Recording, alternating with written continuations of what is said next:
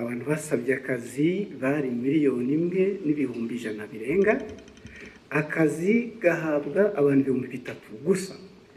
Mu mpamvu zimwe zibitera, inzego za leta zimwe zishyira ku isoko imirimo zigakoresha ibizami, abantu bagatsindira akazi ntibabashyire mu myanya.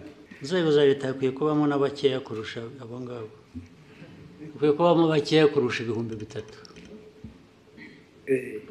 Leta bose barajyamo bashaka iki?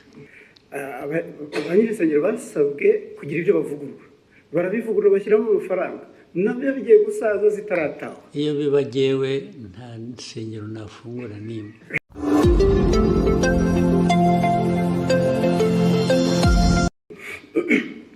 Ndagira ngo mbashimire kuri uyu mwanya mumpaye. Sinzi niba mwarabonye raporo yasohotse ivuga ko mu mwaka umwe 2024-2025 abantu basabye akazi bari 1,100,000 birenga, akazi gahabwa abantu 3,000 gusa. 3,000 kuri 1,100,000. Bitatu bigomba kuba ariko byaragiye mu kampani imwe cyangwa ebyiri. Ntabwo nibera ko birakireka. Noneho mu mpamvu zimwe zibitera, inzego za leta zimwe zishyira ku isoko imirimo zigakoresha ibizami, abantu bagatsindira akazi ntibabashyire mu myanya. Hanyuma abavuga ni mu nzego za leta. Yego, mu nzego za leta. Inzego za leta hakwiye kubamo n'abakeya kurusha abo ngabo, hakwiye kubamo bakeya kurusha 3,000. Leta bose barajyamo bashaka iki? 1,000,000 urayishyira muri leta ijye ikora iki? Nyakubahwa Perezida wa Repubulika, ikibazo ntabwo ari uwo mubare w'abakora muri leta, ahubwo abo bavunika bakora ibizamini ntabwo bose babikoze n'abiyandikisha basaba akazi. Ababikoze ntekereza ko bagera muri 500. No kugira ngo baringanize. Ariko harimo imvune, hari abakoresha ibizamini wenda nko mu karere kamwe ka Nyagatare, ugasanga ikizamini kiri kubera i Musanze. Hari n'umudepite ejo bundi wavuze ati kugira ngo duce intege abo basaba akazi bakina, hajyeho amafaranga ku bashaka akazi. Ibyo ni mismanagement, ni imikorere itariyo.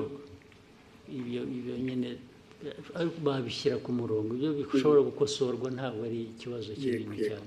Hanyuma ikindi Nyakubahwa Perezida wa Repubulika, ibirebana n'insengero, abanyirinsengero basabwe kugira ibyo bavugurura, barabivugurura bashyiramo amafaranga, nabyo bigiye gusaza zitarataha. Iyo bibagewe nta nsengero nafungura nimwe. N'ibyo dukora tubikora nyine byose kugira ngo abantu nayo insengero muri development, muri ibi byose twavugaga intambara ziri ku isi na survival y'igihugu, insengero zifitemo uruhare iki? Nazo ziratanga akazi se? They are just cheating.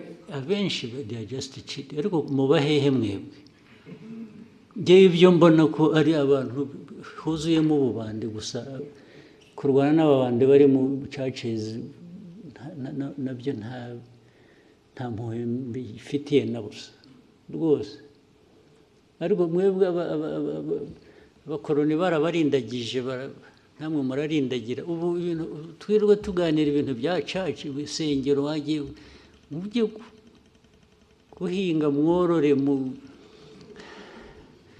mujye gusenga nushaka usengere kuri telefone. Ibyo churches aho byaturutse ntuhazi. Churches ziri ahantu hose ziri, ahubwo ndetse buriya nuko dushaka gushyira ibintu mu kuri, ntidashaka guhutaza abantu, tugira kwigisha, naho hafunzwe nke. Ikibazo kirimo Nyakubahwa Perezida wa Repubulika, kubera hari uturere tumwe zifunguye, abaturage baturuka mu turere aho zifunze bajya gutera umubyigano. Naho tuzazifunge ahubwo. Yes, aho ziri ubwo tuzazifunga, bajye basengera mu rugo rwose. Iri senga abanyafurika niba munyemera ikindi kibazo kimwe kirebana n'inyambo. ejo bundi mwagabiye miri wa Katari inyambo Albert Rudatsimbura twaza tuganira avuga ati birakwiye ko inyambo zishyirwa mu murage w'igihugu ku buryo buri official ibyo bintu mwese mubitekerezaho bizakorwa ryari muzabitekerezeho mwebwe muzabitekerezaho mubikore njye mfite inyambo ndazitunze ndishimye uko muzazigenza migirire gute ibyo birabareba yes njye nzatunga ngabe nishime nyambo ko ari amateka yacu se mwe mukora akazi ko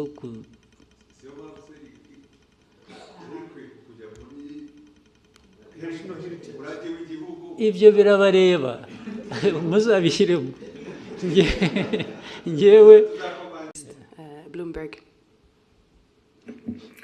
Thank you, Mr. President. Ondiro Ganga with Bloomberg News. I just have a couple of things I'd like to hear from you. If we look at gold prices, they've hit an all-time high in the market.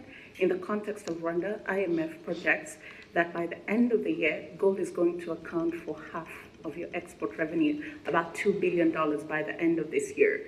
But in the same breath, we have seen sanctions, particularly from the EU, on the country's main smelter, Kasabo, and some of its executives. So in lieu of the sanctions, what is Rwanda currently doing with its gold? And maybe if you can broaden out that conversation for me, what is the importance of gold in Rwanda's economy? And do you have specific plans to develop the gold industry? Thank you very much. Do you want to advise those who are applying sanctions? I'm saying, do you want people to add more sanctions to stop that, or what? No, I want to know if you're not selling it to the EU, because Rwanda also has a really big deal, about $900 million mineral deal with the EU. Yeah. So if they're off the table, if that is frozen, what is currently happening? There's nothing frozen. There's nothing frozen. You know what they sanctioned? They are individuals who led that refinery. But the refinery operates, right? So that I don't misquote you, Rwanda is still selling its gold to the EU. It's selling gold to the market. Whether EU, the Gulf region, or United States. I don't know whether I understand, I'm getting your question properly. But there is definitely gold. We have gold here, by the way. Do you know it? You know a place called Miove? You have heard? During the war of 1992-3, our soldiers who were operating in that region, Miove, there is a swamp, you know it? In Chumbi. Our fighters woke up and found some stones they didn't know flowing along the river, and they picked that stuff. And in fact, we sold it, sent it through to Uganda, sold it. It bought us, we were able to buy some meals for a week. Just from the gold we picked.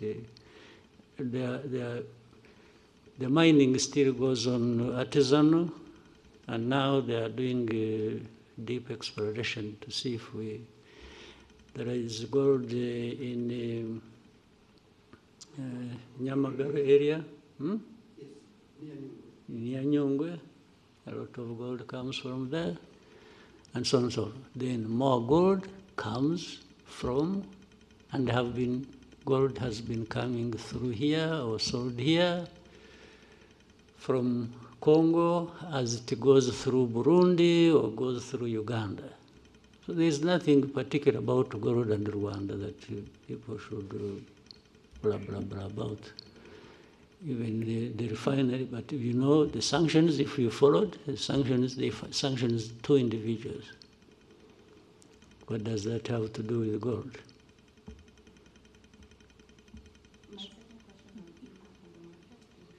impact of Rwanda on the market, or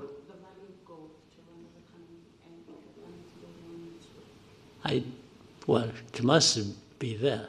I haven't calculated it, but the impact must be positive, must be there relative to the price of gold going up.